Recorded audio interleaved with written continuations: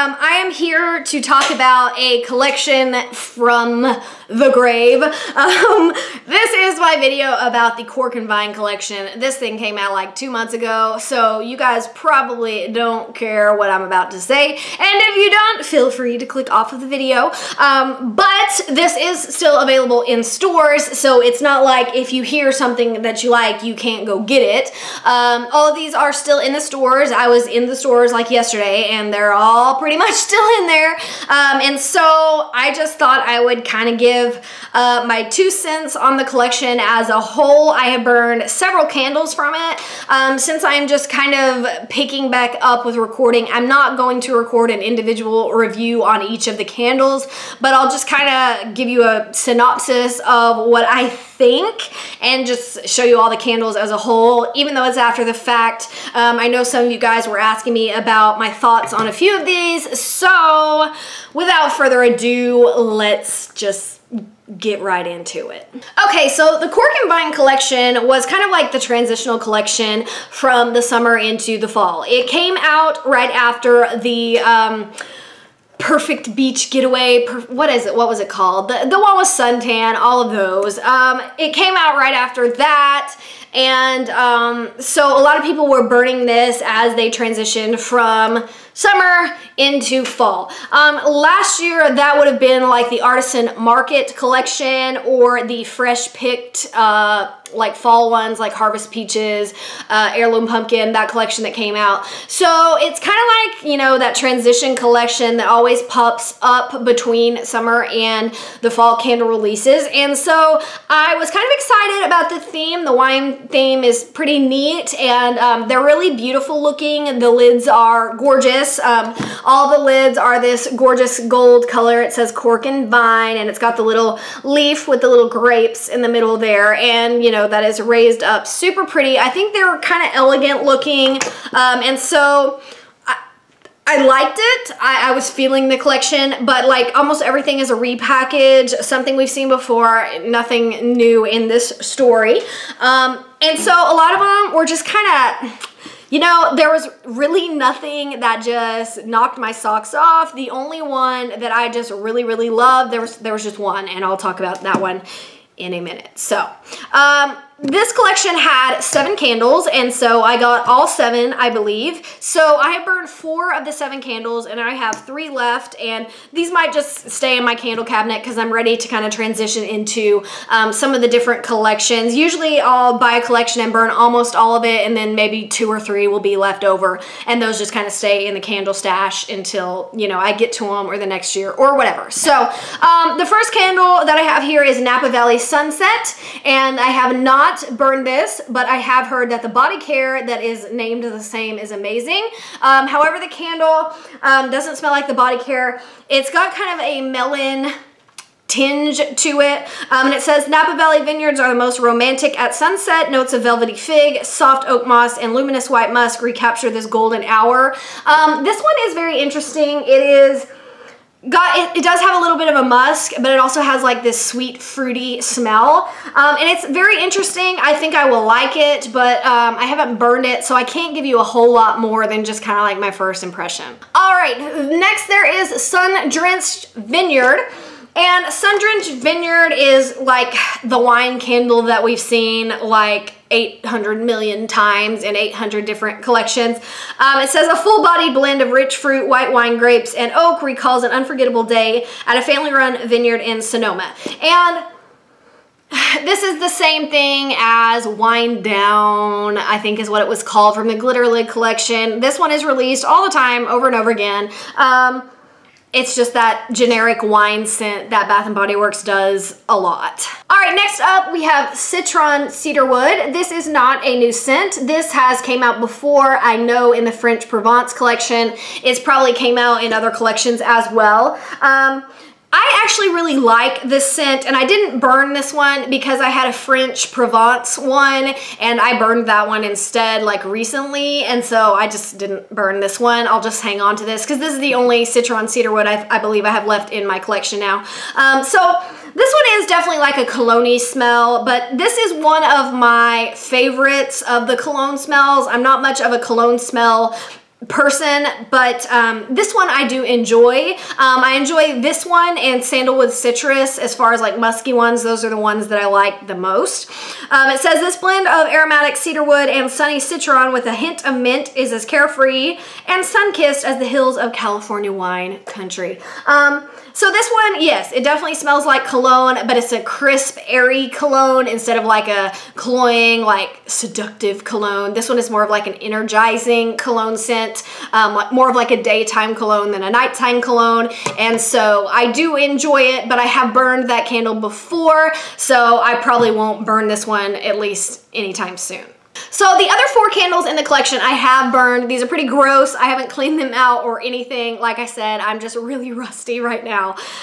So this one was Harvest Gathering, and I think as far as the packaging and picture on this one was by far the most beautiful of the collection. I mean, it's got this gorgeous vineyard in the back. It's got this beautiful table with this nice little centerpiece and the wine glasses and like an elegant dinner, and it just looks so inviting. It looks so very autumnal. I just love the picture on this one. Harvest Gathering has been out before. It was definitely released last year, and it was kind of like an orangey salmon color almost, and it was in the gold leaf lid collection where they had the little gold leaves that hung down. And so this is definitely a smell that most of us have smelled before, and it says transport yourself to a hilltop winery during harvest with a blend of cinnamon leaves, crisp apple, and a touch of tart cranberry. You definitely get a little bit of an apple, a little bit of a cranberry smell. You definitely get a little bit of like a, I don't really get the cinnamon a whole lot. To me, it smells more like a kind of woodsy note, but it's definitely a fall scent, and it definitely is an enjoyable one. So this is a good candle. I enjoy Harvest Gathering every single year. If you've never burned it, it's a really good fall candle. It smells very fallish in your house. And so I really enjoy this scent, but again, it's something we've seen before, so it wasn't just amazing because I've burned it before. All right, next up we have Wine Cellar. Again, this is like that just generic wine scent that they do so often. Actually, this one is the one that Wine Down is, I believe. I believe this one is the same as Wine Down, not Sun-Drenched Vineyard, but they really smell very similar. It says, explore a blend of warm cedarwood, red fruit, and precious saffron inspired by California wine experts' ultimate collection. Wine Cellar we have seen before. This has been released in the past, so again, it's a nice scent. I like Wine Cellar, but nothing new. All right, now the 2 candles that I believe to be new from the collection were Black Cherry Merlot and Sparkling Pear Riesling. So the Black Cherry Merlot, everybody believed that this was a new scent, not a repackage for once. And so let's focus on these 2 for the most part because they were the newer scents in the collection. It says, enjoy an exquisite California Merlot with velvety black cherry notes and a silky amber finish. So it looks like so. It looks very good, and those grapes look delicious. And this one, everybody was really excited because we kind of thought it was going to smell like the Black Cherry Merlot hand soap that everybody like knows and loves, like the tried and true classic. But it really doesn't smell anything like the soap to me whatsoever. It's just got that kind of generic winey scent. Now this one, the scent could be a little bit tainted because I burned it and I put the lid on it, and so maybe the smoke is affecting the smell now because this one's been burned for like a good month. But I really was not impressed. I was super excited about this one, but you really get no cherry at all. Like if you think about black cherry scent, like if you think about another black cherry candle or like black cherry Kool-Aid or black cherry candy, you get that super, super sweet, dark cherry scent. And this doesn't smell like cherries at all.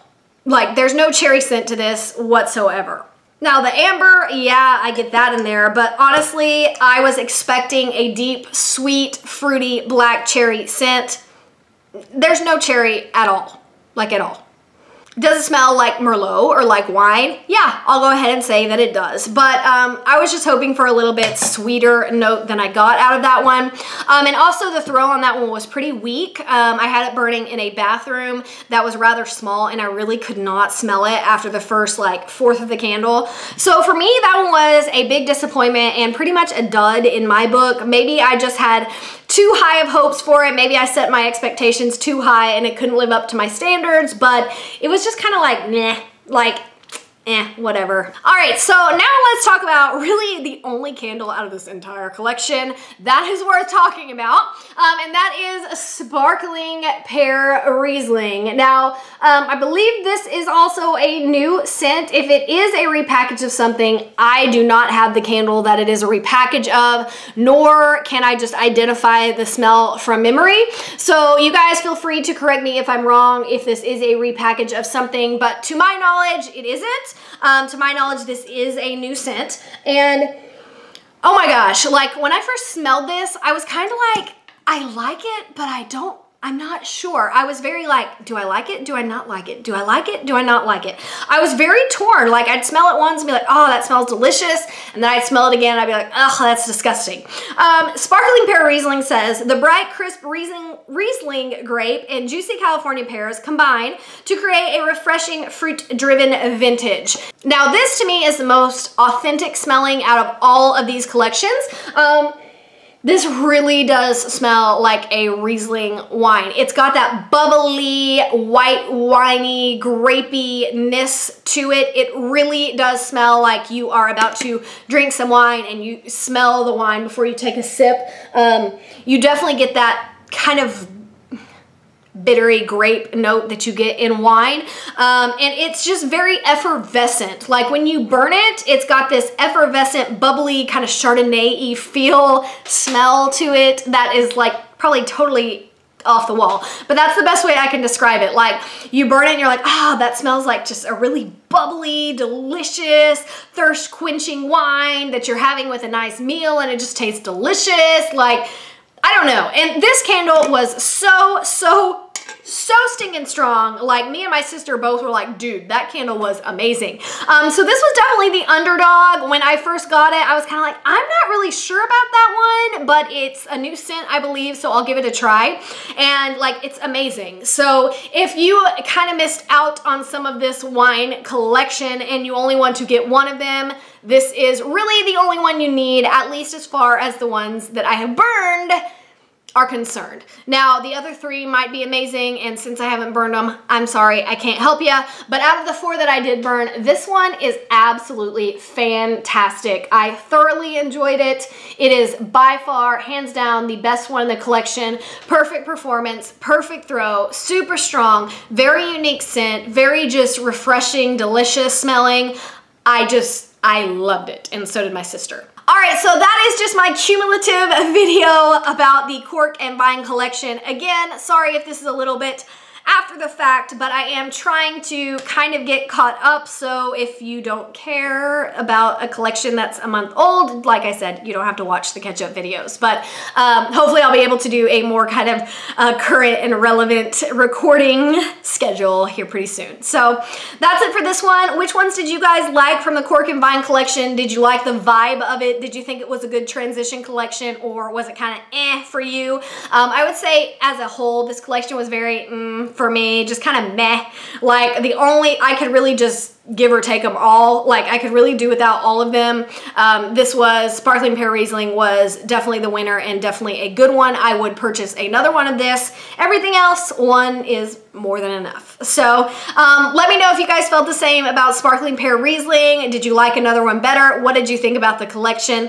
And that is it for this video. I will see you in the next catch-up video, which will probably be right after this. Okay, bye!